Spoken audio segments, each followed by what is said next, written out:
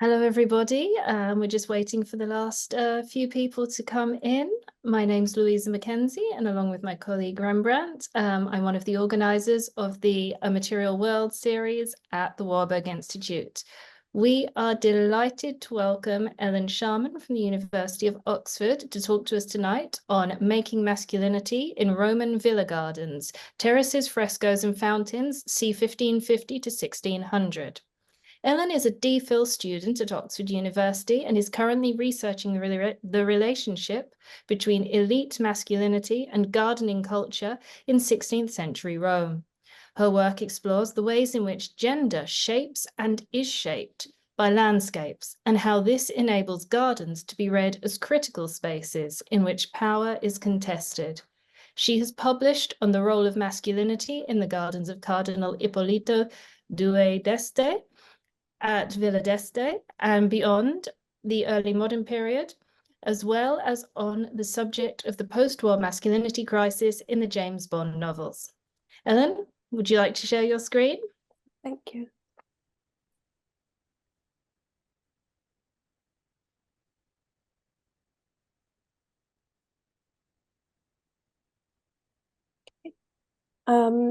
First off, thank you to Louisa and Rembrandt for inviting me to speak. It's really exciting to be part of such a fantastic lecture series, so thank you for that invitation. So yeah, I'm a DPhil student at Oxford, and today the talk that I'm going to give is based off the research I'm currently undertaking for my DPhil.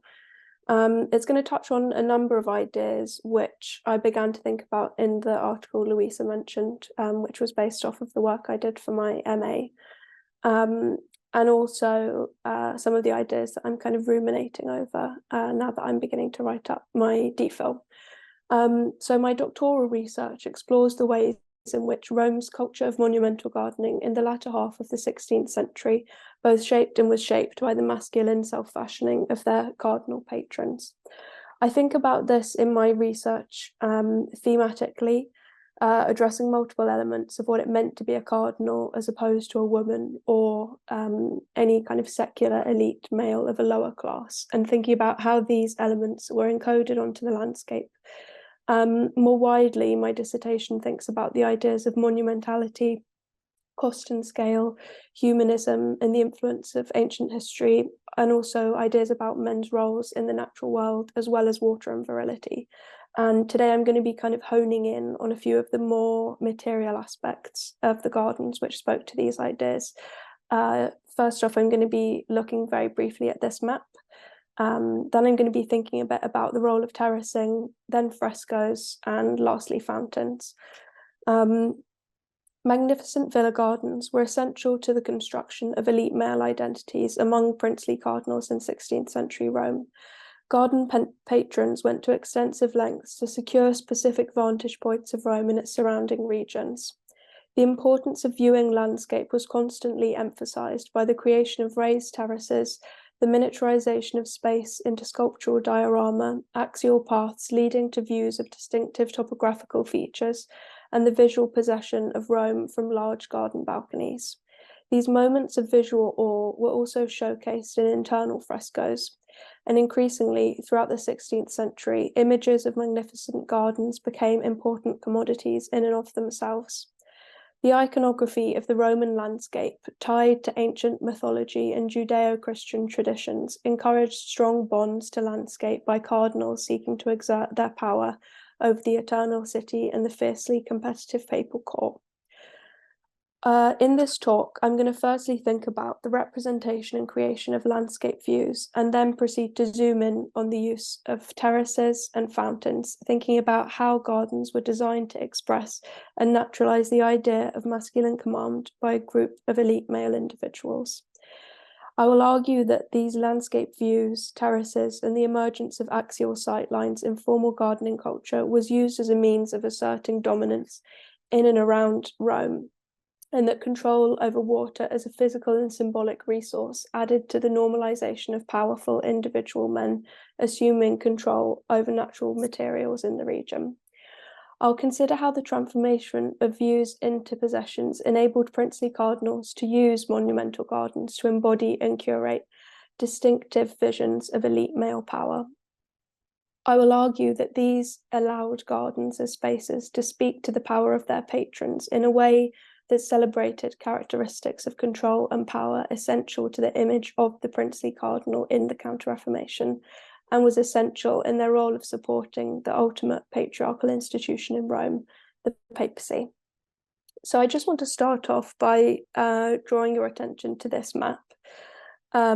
This is by Dupac, and it was sponsored by the papacy and put out as part of kind of a propagandist mission to glorify the city of Rome, new, triumphant, rising out of the rubble of the Reformation.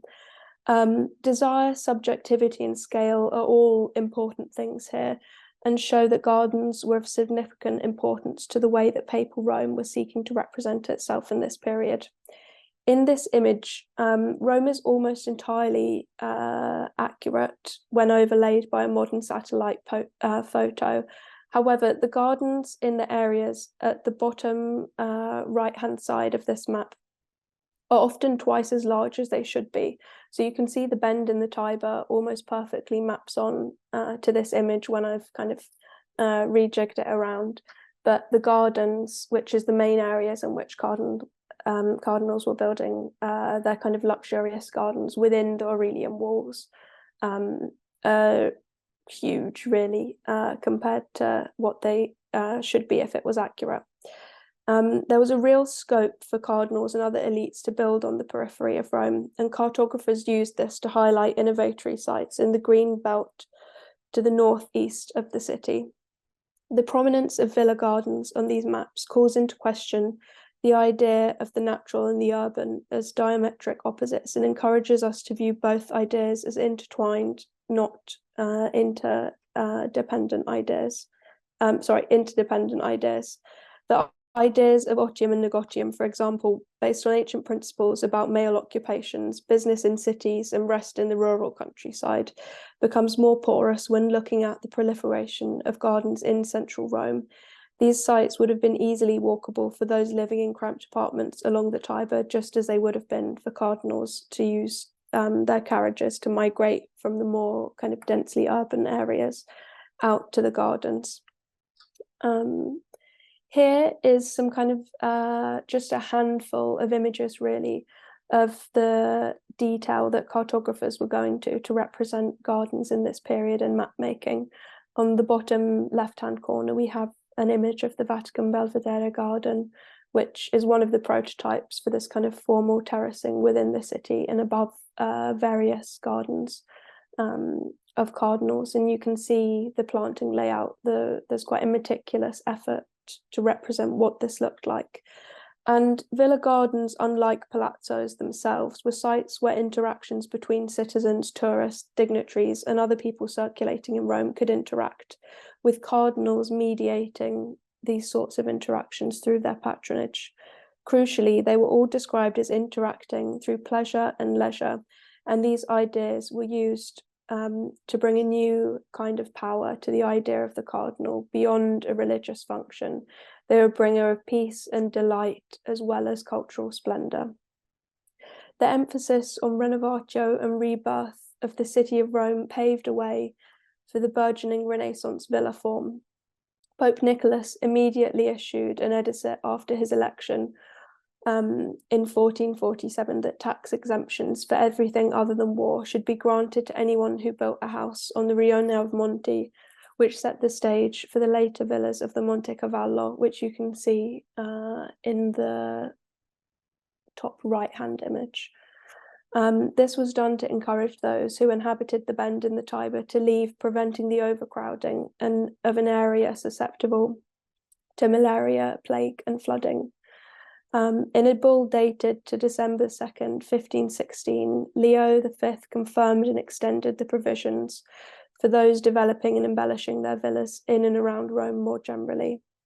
This was extended also to sites outside the city, where he described that many gardens, vineyards, and other buildings, as well as some nice, useful, and necessary residences, have been rising in the last few years. In 1561, Pope Pius enlarged and straightened the road called the Alta Semita onto the Via Pia, which led from the statues of the horse riders to the city walls and Michelangelo's new Porta Pia, literally paving the way for the road to become one of the most sought-after locations for an urban villa garden in Rome. Pope Gregory had proposed to bring an aqueduct to the area. There was his successor, Pope Sixtus V, who completed the aqueduct. He followed his predecessors, offering special privileges to those who moved to this new area. Domenico Fontana, architect of Sixtus V, boasted that they're beginning to build in areas abandoned until now, so that a new Rome is rising there, in whose gardens the court, the cardinals, the nobility, and the people can go to rusticate. When an ambassador from Moscow unusually visited the city of Rome in 1582, the princely cardinals all sought to host him in lavish style in their villas. He recalled that he has seen all the notable palaces of this city, enjoyed the gardens of the Cardinals Farnese, Este, and Medici, with magnificent lunches offered by these lords, and will also go to Caprarola and to Tivoli. By the late 16th century, the area had gained a reputation for pontifical splendor and was attracting the city's wealthiest patrons. The Renaissance garden itself in this period is considered to have originated and evolved from Medici gardens in Tuscany, which were among the first to use a uniform design scheme to convey specific messages about local territorial rule and the might of the Medici family. It's particularly interesting to note that the seemingly secular form of landscape architecture was adopted in Rome, but perhaps this makes sense for cardinal princes who already arguably occupied somewhat liminal positions between religious and secular models of masculinity, particularly in the Counter-Reformation, when norms and ideals were being challenged. The villa garden in Rome was a sub-genre of architecture distinct from its predecessor, the vigna, which semiotically was reminiscent of a productive agricultural space rather than a site for pleasure. Unlike the earlier Roman vigna belonging to humanist thinkers and philosophers, the new Renaissance garden stood as a beacon of artistic and cultural supremacy, where nature was celebrated and honed as a cultural, philosophical, and refined site for the exaltation and formalization of elite codes of masculine ideals. The idea of possession, especially relating to land and resources, is something created and legitimized socially. It has no inherent relationship to land nor to landscapes. Masculinity studies encourages us to question ideas which have been normalized and naturalized, especially in relation to power and the supposed right to claim possession or control over certain things. Out of the 10 richest people in Italy today, according to Wikipedia, only 2 are women. One became one of these by inheriting from her husband, and the other is the fashion designer Miuccia Prada. The hallmarks of power and what serves to legitimize specific social control is something I see in my research as inherently connected to the performance of gendered norms and the creation of masculine hierarchies. Out of the men listed in the aforementioned list, some of their interests, according to Wikipedia, are power yachts and Formula One, pursuits which promote the excessive consumption of fossil fuels and resources in line with businesses which similarly rely on fuels and mass consumption. Cardinals in Rome were the billionaires of their time and some of the richest men in the world. Their patronage can be read as a means of assessing their values and their promotion of specific ideas of power and legitimizing their social, religious, and political control, which they held as elite men. There are clearly many intersections between wealth and class in these cases, but gender is very much at the development core of these gardens. In Ulisse Androvandis delle Statue Antiche, published in 1556, only 2 sculpture gardens are listed as belonging to women, both of whom, like the women I previously spoke about, have inherited them from dead male relatives, or they aligned with a lesser sort of gardening culture and were not the sort of monumental gardens built by cardinals at the time. Renaissance gardens in Rome were designed by men who were trained in institutions which systematically excluded women, at the request of men who occupied religious roles inaccessible to women, to compete predominantly with other powerful men who primarily inherited wealth because of their gender, and to cast the patron above women and men of lesser means through the role of a public patriarchal benefactor was a key part of what these gardens were used for. Essentially, cardinals created a male cult of monumental gardening in Rome, which only cardinals and their relatives were able to participate in on the side of patronage. These were sites in which social hierarchies were cemented, but also they were very public spaces where cardinals could highlight their benevolent power over inferiors. Since the early 1500s, these gardens had been fairly public spaces with very few restrictions on access. This was because of the so-called lex hortorum, a social rather than a legal convention, which involved patrons installing inscriptions over garden entrances, stating that they were open to the public. This public nature of the garden made them ideal sites to showcase elite masculine values and carve out an identity and a role for wealthy cardinals in the beautification of Rome across the 16th century. They were built around core principles of elite masculinity: humanism, classical archaeology, control over resources like water and land, virility and potency, as well as otium. Princely cardinals from powerful Italian families who converged in Rome to represent their dynasties in the papal curia had to set themselves apart from others in a growing papal curia, particularly because they were vastly more wealthy, but also because they had complex relationships to masculinity, walking a line between secular and religious norms of manly behavior. Rome itself was also an unusually demographically male city compared to other early modern sites, owing to a convergence of many celibate men who worked or orbited the papal court. For cardinals to retain a hegemonic power and authority over a vast and so-called city of men, they had to find means of asserting command over the region, cementing themselves as essential presences in the landscape of Rome.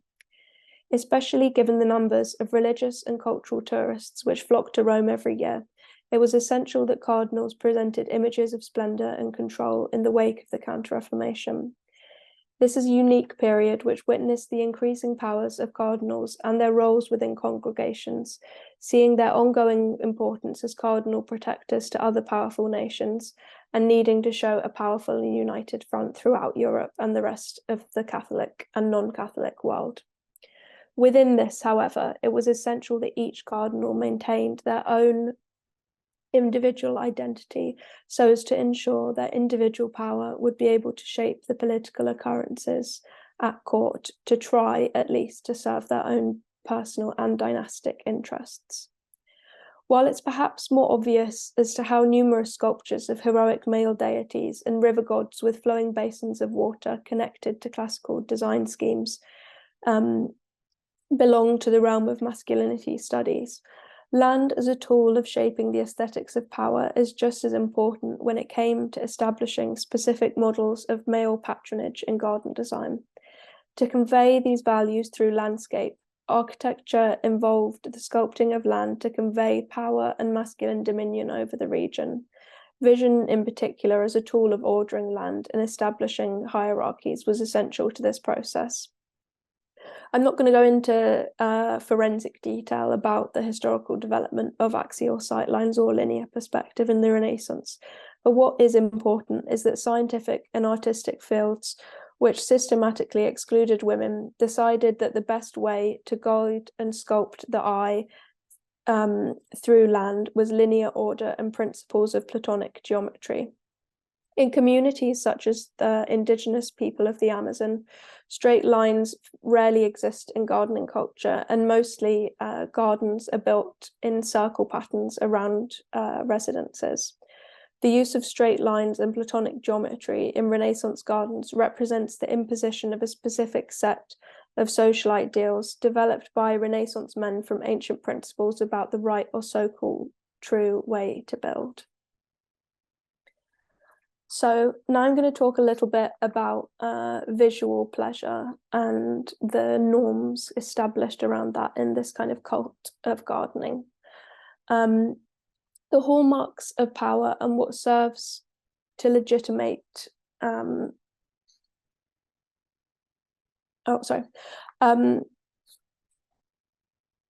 the emphasis on visual pleasure in the Renaissance garden is one key way in which landscape views were connected to values of power and distinguished cardinals from other less powerful men and women. Part of this was owed to the fact that they made land less agriculturally productive, yet required more specialist labour and cost, owing to the exotic and seasonal nature of many of the plants. Marxist landscape historians like Mitchell are useful for thinking about how to approach land as a historical tool and compare landscapes to things like money. Money in and of itself has no real use, but is a theoretically limitless symbol of value at another level. Ornamental rather than productive, landscapes take on a similarly symbolic value, and it's important to interrogate what values these Renaissance gardens inspired, given the vast amount of later European and colonial gardening culture, which took cues from the gardens I'm going to talk about. Distinguishing gardens from agricultural sites was one way in which they distinguished themselves from other men, and also vied with families who'd been resident for longer in the regions of Lazio and Rome. The value of gardens depended on their ability to be used for pleasure, something strongly associated with vision in contemporary discourse. Pleasure was to be derived not only by the visitor seeing rows of orderly plants as they strolled through gardens, or from moments of awe and surprise at sudden cutaways into plunging landscapes, but also from the pleasure of the patron to be able to gaze upon a landscape they laid powerful claims over. Elaborate approaches which ornamentally dominated the landscape can be seen to have formed part of this intention. The use of land for aesthetic rather than practical agricultural reasons testifies to the idea of landscapes in themselves rather than just landholding, acquiring a real political and real symbolic value in this period. Though they did provide water and some edible plants, the Renaissance garden's primary function was to be beautiful and to be ornamental. Writing in 1566, Anton Francesco Doni prescribed that elite gardens should be divided into two parts, one into household herbs to eat, the other simply to view, and of every sort of fruit, excellently pleached with the most beautiful top graft cuttings that are able to be found. These make wide areas beautiful and straight. Though productive in yielding fruit, the primary objective was beauty and splendor. They were no longer even sites where hunting would take place, and separate areas would be reserved for hunting near, but distinctly separate from gardens. Cardinal Gambara's Villolante was one site which transformed an old hunting lodge, the Barco at Bagnaia, created by Cardinal Raffaele Sansoni Riario, nephew of Pope Sixtus, around 1514, into formal gardens. Cardinal Alessandro Farnese's villa at Caparola had its own Barco nearby, yet separate from the villa gardens themselves, as did Cardinal Ippolito d'Este's villa at Villa d'Este. In these cases, the transformation of hunting sites into ornamental gardens shows the growing importance of gardening to the group identity of cardinals in the Curia. Hunting had previously been a marker of these cardinals, and though the Counter-Reformation did not entirely stop all hunting, the previously popular activity was displaced and relocated. More visibility was instead given to ornamental landscapes, which were used to celebrate power through an emphasis of looking and walking through a nature ordered, rather than hunting it down in the woodlands.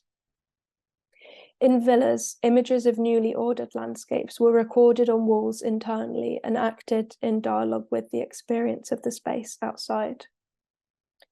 At Villa d'Este, the main image representing the garden emphasizes linear perspective by exaggerating the slope of the site as it goes up to the villa. This fresco would have been seen by all of the cardinal's guests, as it's in the main reception room leading out to the garden, centrally placed within the loggia. This image in particular I'm interested in, as in the corner it has this kind of funny courtier looking man with a monkey. Here, the male gaze is expressly depicted looking at the garden, implying what is intended for the space, and how terracing is emphasizing the fact that the garden is to be enjoyed visually. The symbolism of the new worlds and bringing it into the garden is also something which I think is able to be read into this fresco. As soon as the visitor left this chamber, in which the walls are covered with representations of the miniaturized garden beyond, they would look down upon the central axis of the garden, leading towards Mount Sorate, the only notable ridge in the entire Tiber Valley, and thus a central topographical feature of the Roman region. Its name originates from the Etruscan cult of the god Soranus. I unfortunately visited on a very misty day, so you can only vaguely see the hill in the background. This is the terrace leading out from that room, and this is a fresco depicting the view which I just showed you, similarly misted up. In ancient literature, Horace describes the mountain in tall white snow, and Virgil stated that Apollo was its garden deity, and upon the ancient ridge stood a sanctuary dedicated to the sun god. Though the ridge of the mountain is inhospitable, it's adjacent to fertile agricultural plains. In antiquity, the mountain formed the border of the Roman agricultural territory, which centered around the town of Capena.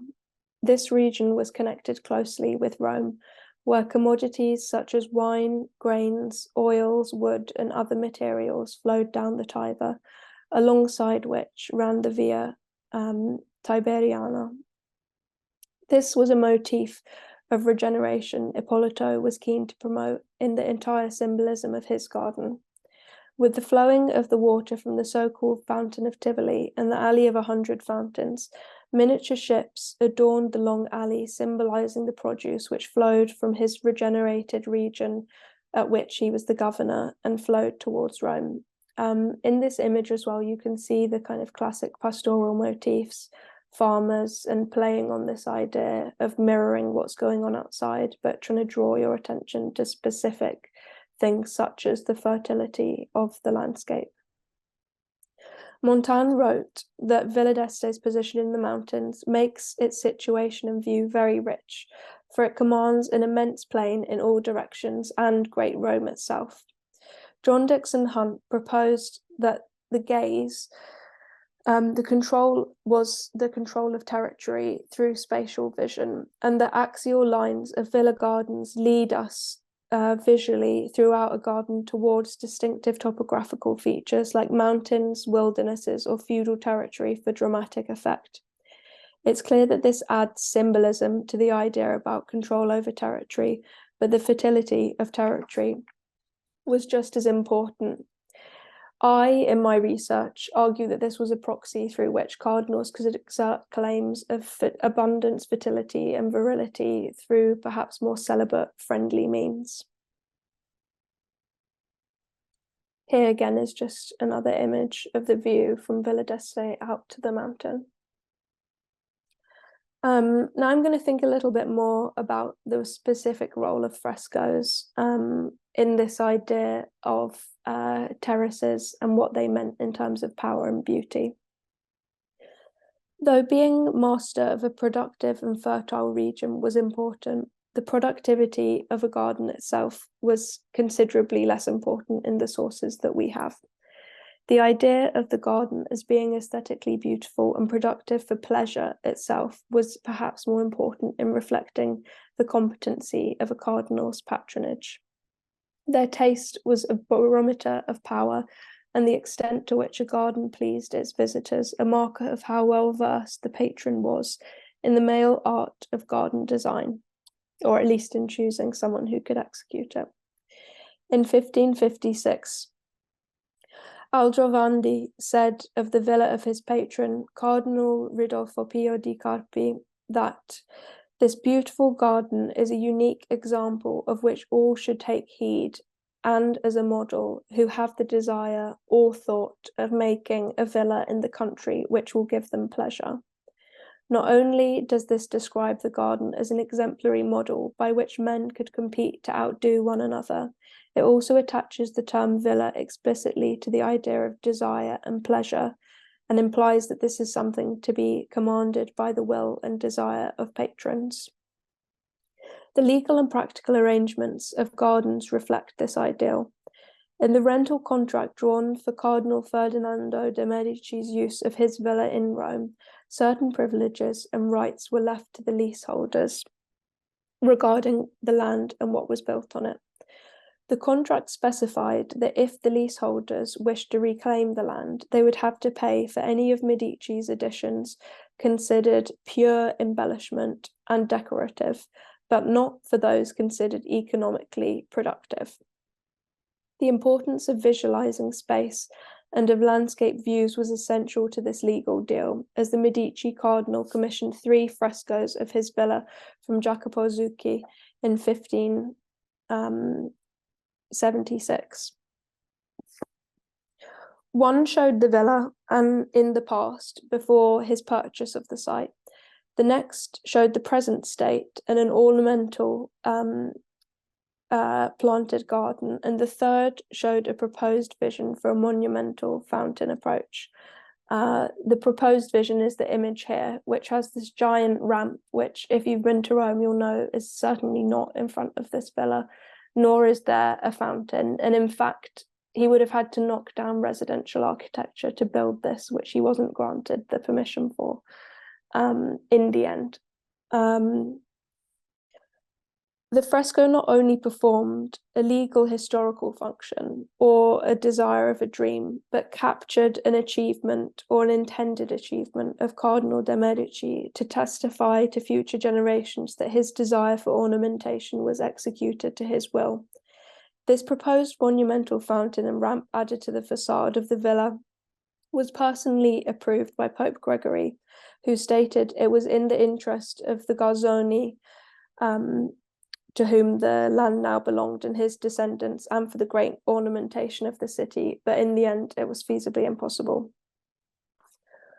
Ornamentation is therefore presented in contemporary discourse to be a source of honour not only for the patron, but also for the leaseholder and for the city itself, and clearly had established itself as a central value to the codes of elite manhood, like hunting, art, collecting, music, intellectual patronage.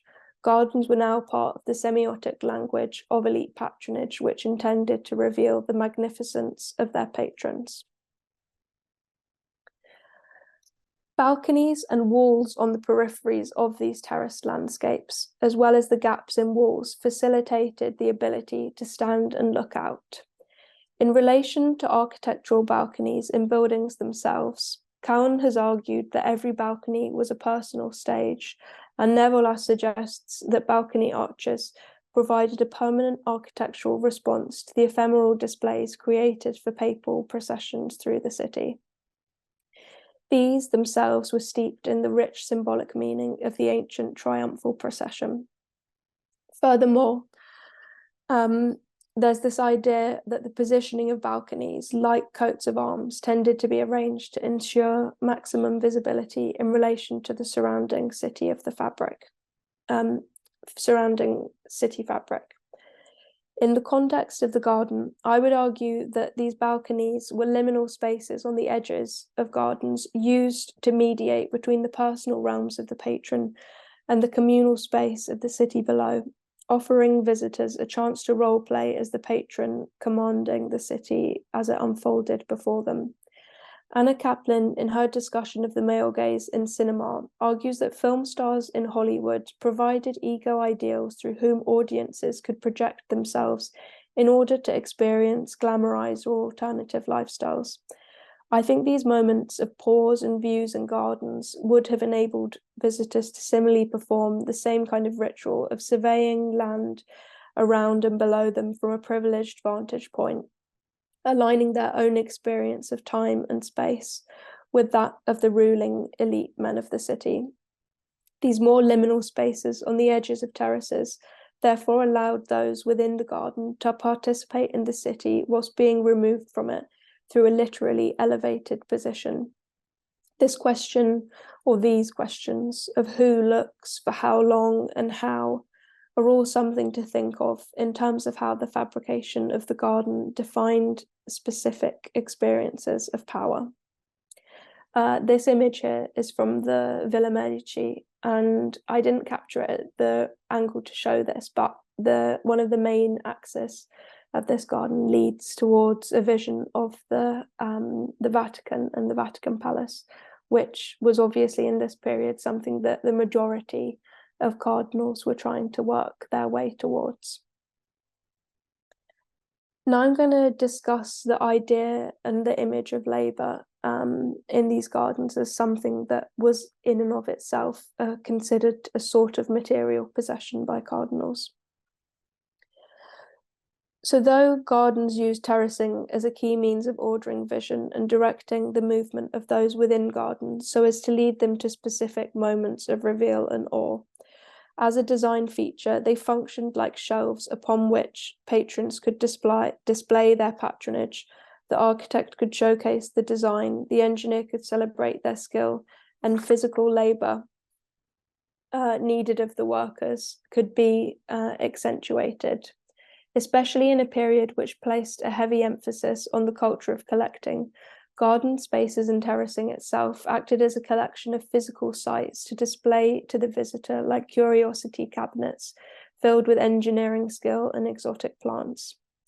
The height of the sites overtly mirrored social hierarchies, placing cardinals and their villas above the rest of the city and its inhabitants in most cases, forcing visitors to ascend sloped sites if they wished to visit their social superiors. It's important to keep in mind how this showed a cardinal's power over other men in this period, as it's a pre-industrial age and clearly took vast amounts of physical manpower to shift earth and water on this scale. Visualizing the labor it took to produce these gardens and particular moments of spectacle is an interesting part, the role of frescoes played in imaging landscape and how this acted in dialogue with the outside. On the left, we have an image of Villa d'Este, which shows the labour of one of the garden fountains in progress. This was the fountain of Tivoli and was where all water entered the garden. It was placed next to a window with one of the only views where you could look directly from the loggia to the fountain. This acted as a reminder to the visitor of the fact that a cardinal was not only above the worker, literally looking down on them as they worked commandingly, but also that they had the financial resources to employ these men, and this was recorded. Cardinal Ippolito spent just over 6,200 scudi on Tivoli's building expenses alone between January and October of 1566. A skilled carpenter working at Villa d'Este would have only earned 0.25 scudi a day, would therefore have to work 91 years, roughly, to afford 1 year of building expenses alone at Tivoli. This fresco turned the view of manual labour into a possession of the patron, meaning the labour of poorer men was bound to the process, which was designed to serve their own image.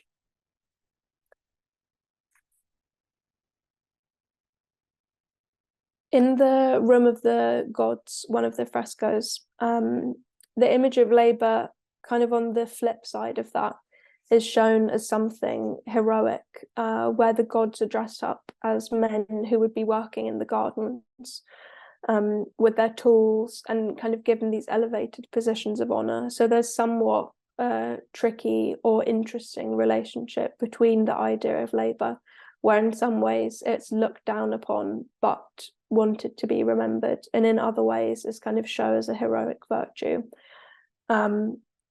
So there is a kind of uneasy tension between the realities of labour in these spaces and the idea of creating and designing a garden. This is the fountain of Tivoli, which you can see from the window. And at in the center of this image, you can see the personification of Tivoli. And then on the right and left are two river god statues who symbolize the pouring of the three rivers of Lazio and the convergence of them into one river, which is then followed throughout the garden scheme. And above Tivoli, you can see an image of a Pegasus very slightly. And that was the entrance point for all water in this garden. So at Villa d'Este, this fountain had very particular meaning for the overall garden's design scheme.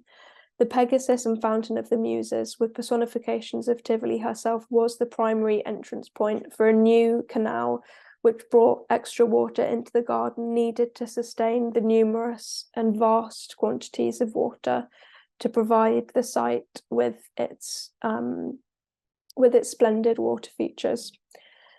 In the myth which inspired this trope of garden design, Pegasus stomped its foot and created the spring of divine inspiration, and Mount Parnassus was therefore the mythic home of the creative muses and Apollo.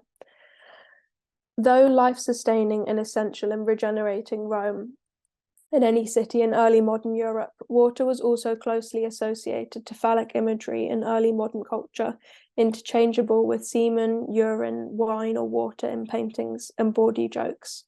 A number of historians who look at Renaissance fountains acknowledge this latent sexuality and provocativeness of amusements like water games or fountains designed to spring up and drench unsuspecting guests. A lot of good work has been done to link this to maybe the violation of women in such spaces who unsuspectingly had to face jets going up their skirts. But this has rarely been connected to the patrons themselves and this idea or desire to show virility.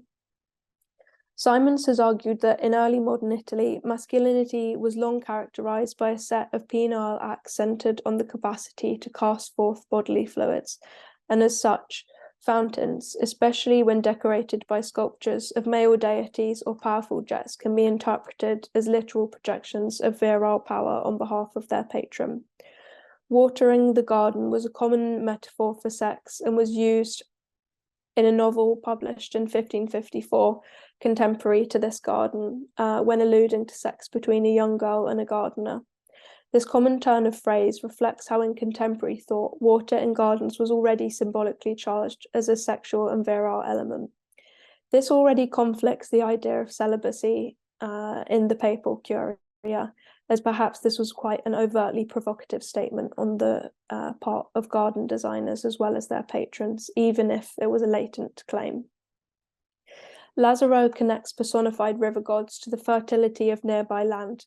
However, in cardinals' gardens, this takes on a whole new meaning regarding fertility and virility when celibacy, or at least the illusion of courtly celibacy, was becoming especially contentious in the Counter-Reformation.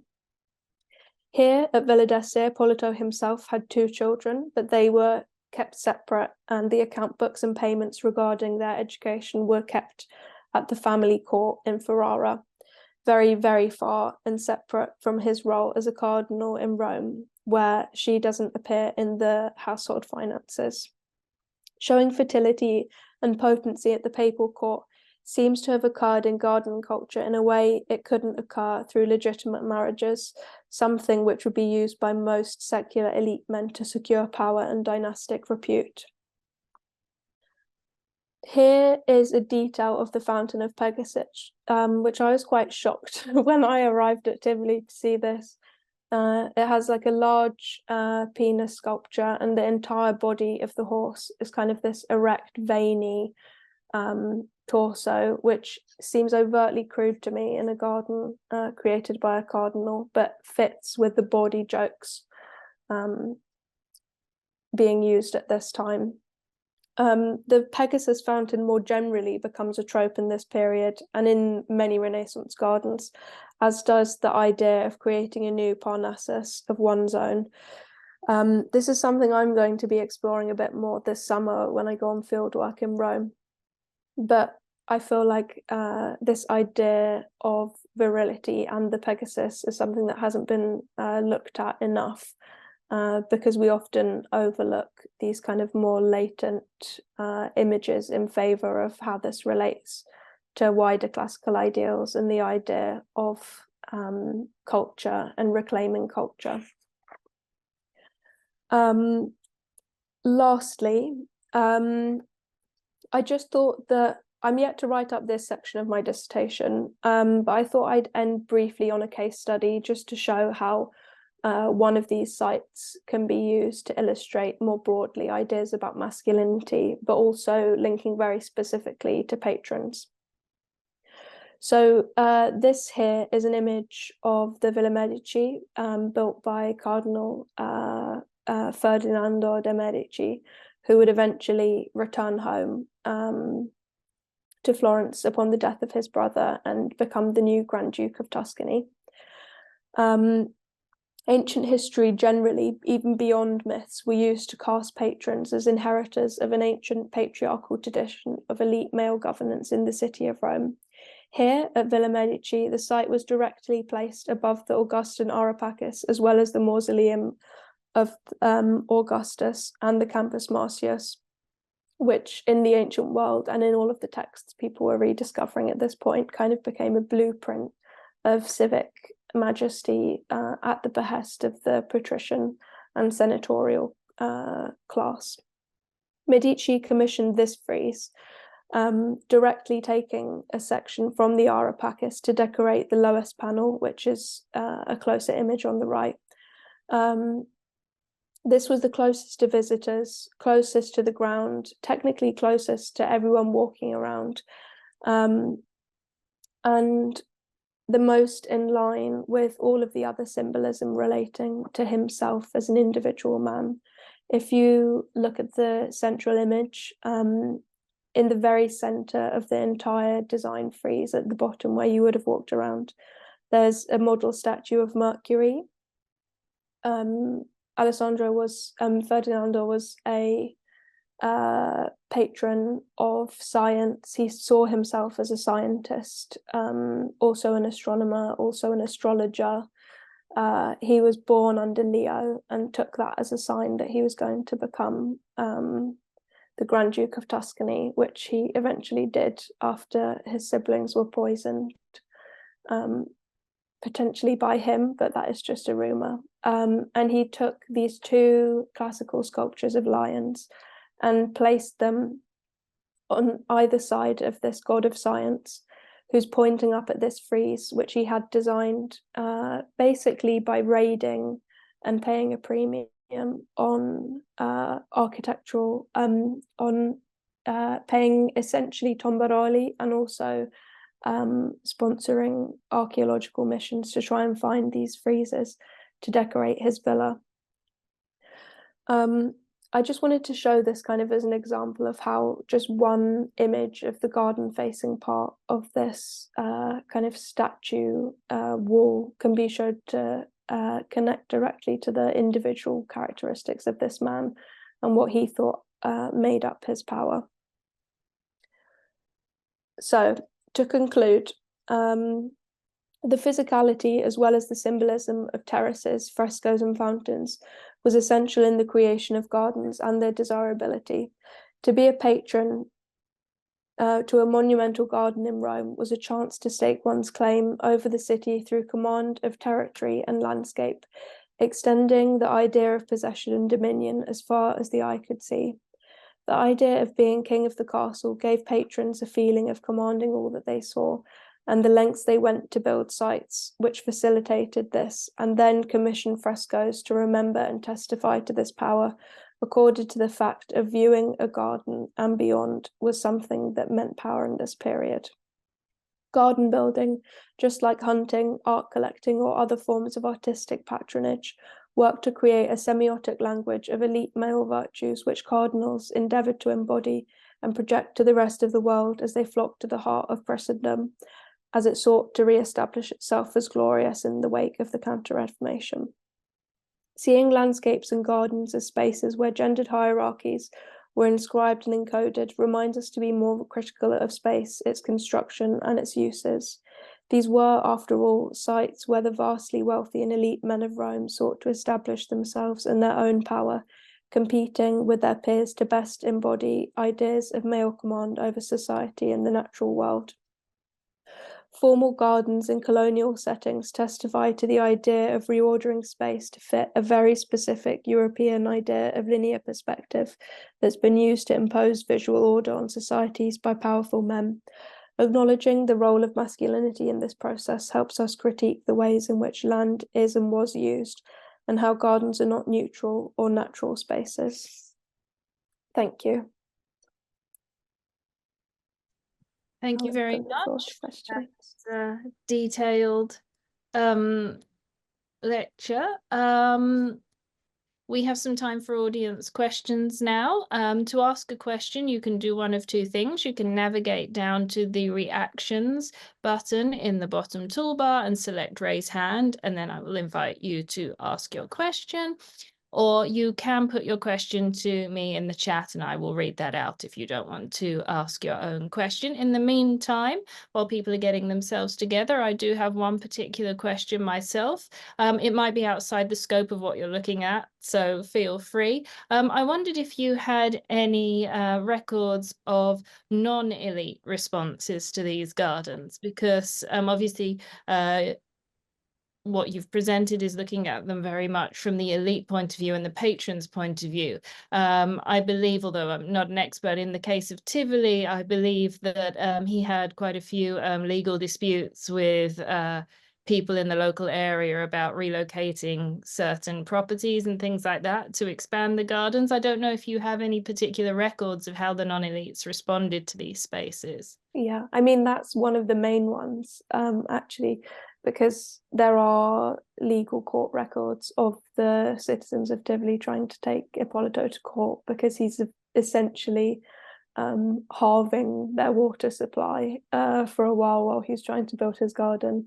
There are other references in the Roman Avisi of kind of disgruntled Romans complaining about people kind of cutting off part of their estate or having to knock something down to build these gardens. I think that there are more. One of my friends actually, Lena Breda, is working on this right now, and she's looking at popular responses to papal renewal.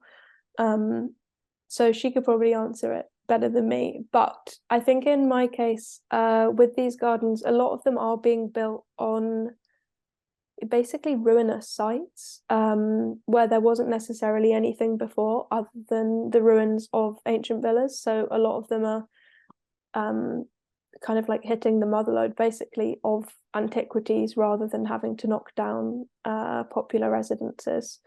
So it's definitely something that I'm trying to find. It would be great to find something in the Vatican basement somewhere lumping together all the popular cases launched against cardinals. But yeah, there are some, but I think predominantly for these, for the gardens within the Aurelian walls, they're not actually disrupting where a lot of people were living, just more pasture. Great, thank you. Rembrandt, I think you had your hand up next. Yes, thank you. Well, thank you very much for this very rich and informative paper. I actually have two questions that came up with me. The first one is that obviously nature herself is often personified as female, and especially at the time personified as Diana of Ephesus, and especially at Tivoli, where you even have a fountain, Diana of Ephesus. So is in a way sort of ordering nature and subjecting it to regularity, sort of also a male or masculine act of dominating or femininity. And the other question I had was I think you mentioned that there were a few gardens that were actually owned by women. Have you also looked at those, and are they in any way different from the male ones, or do they largely conform to sort of the same ideal?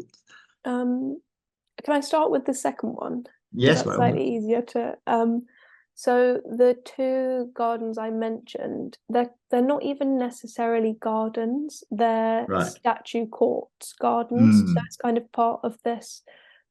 It's not even necessarily a prototype of the gardens that start to emerge kind of after 1550. They're very much an internal court with maybe like a peristyle courtyard and statues displayed and some kind of climbing plants. So they're not the kind of formalized Renaissance garden as we might come to recognize it now, with terracing, water features, kind of ornamental or geometric plantscapes. There is you have villas named after women, so the Villa Giulia, and the gardens built by popes, maybe favored nieces.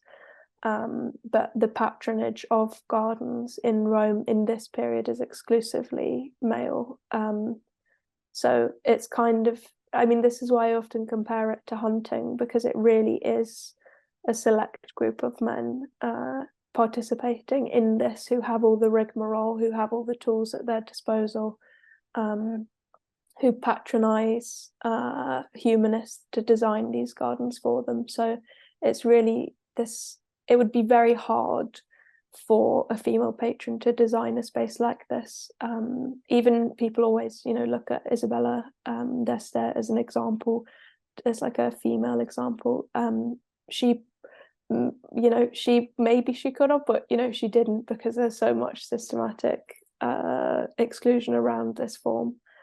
And then on the former question, that's something that's next term's research for me.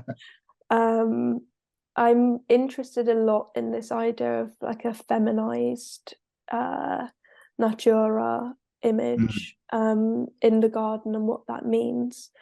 But I think that there's so many other discourses about what nature is, that it's not really the central idea per se.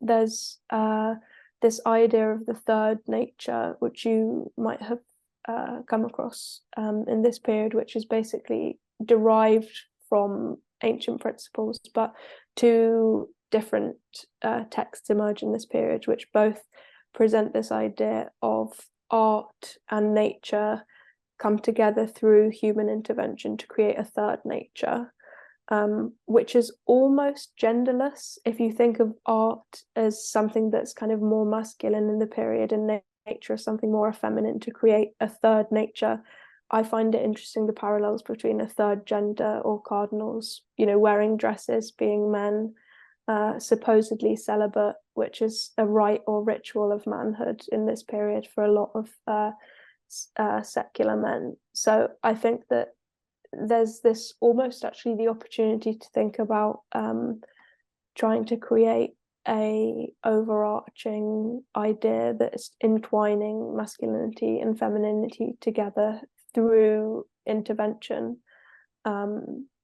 So yeah, but obviously the idea of nature as a woman, and also the grotto of Diana, thinking about that and the regenerative properties and what it means to have all these female nature deities running around your garden. It's something that I will be able to get back to you on when my monograph comes around. All right, thank you. And one more question from Ian. I'm not sure if this will necessarily be part of your research so far, but we'll see. It would be intriguing to know how many gardens have been restored by female gardeners and what views they negotiated in their restorations. The Villa Medici was restored a few years ago by a male, and one wonders to what degree such restorations incorporate the male template alone. Yeah, no, I mean, it is interesting. I think that a lot of these garden sites, I mean, obviously Tivoli's a UNESCO World Heritage Site, so there are a range of stakeholders in that. But I think that it is something to consider. A book has just come out recently. I can't remember the exact name of it, but it's looking at Mussolini's kind of reinvention of the Villa Giulia, and how he was using that as kind of a space to shape, a space from which to shape kind of the Ponte Milvio area, and creating a new, but also an ancient and a Renaissance Rome at the same time. So I think there's interesting work to be considered on how the reception of these spaces have kind of translated, especially I wouldn't even know where to begin on thinking about women restorers, but yeah, that could be a really interesting project for later down the line. Great, thank you. So I don't see any more questions at the moment, and if there are no last minute hands, I think all that remains for me to do is thank Ellen one more time for this absolutely fascinating presentation, and we'll all look forward to seeing where the research goes in the future. I'm sure there seem to be lots of fascinating avenues. So thank you very much. Before we go, I should say we will return next year with some more Material World events, so do keep your eye out for information about those. Thank you again, Ellen. Thank you.